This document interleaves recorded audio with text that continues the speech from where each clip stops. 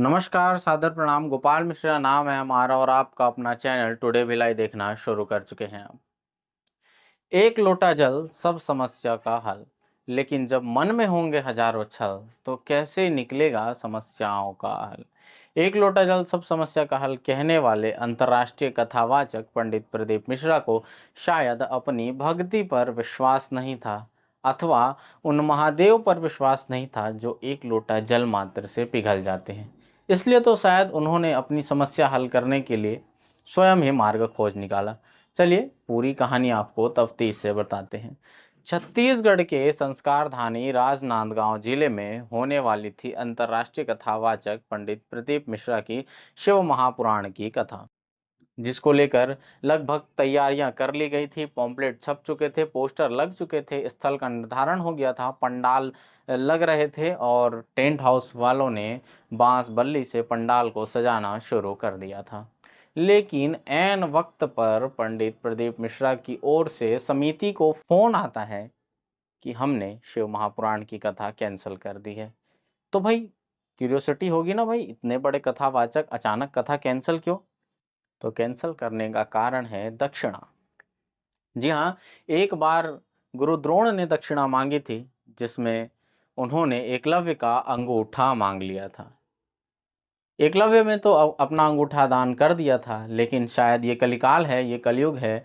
यहाँ गुरु के कहे अनुसार उनको दक्षिणा दे पाना आज के समय में लगभग असंभव सा होता जा रहा है, क्योंकि गुरु की दक्षिणा यजमान के औकात से कहें तो औकात से बाहर होती जा रही है। दक्षिणा कितनी थी?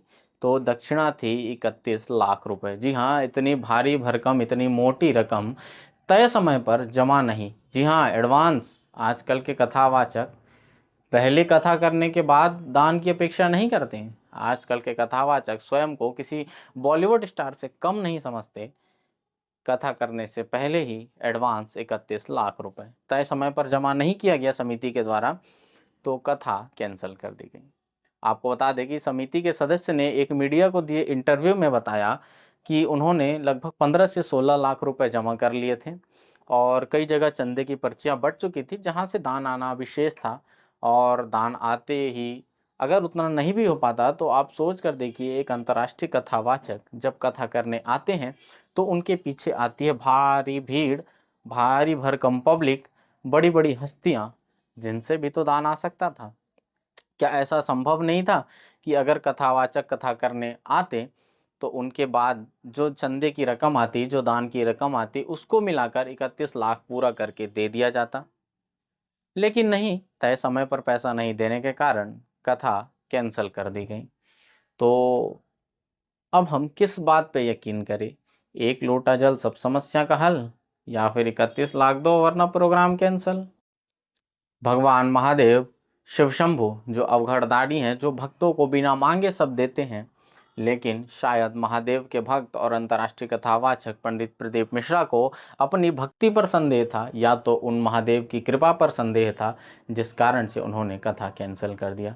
कारण कुछ भी हो, इतना बड़ा आयोजन अगर कैंसिल होता है तो ऐसा होना नहीं चाहिए, बहुत बुरा होता है। क्योंकि ये सिर्फ आयोजन नहीं है, इससे जुड़ती है लोगों की आस्था।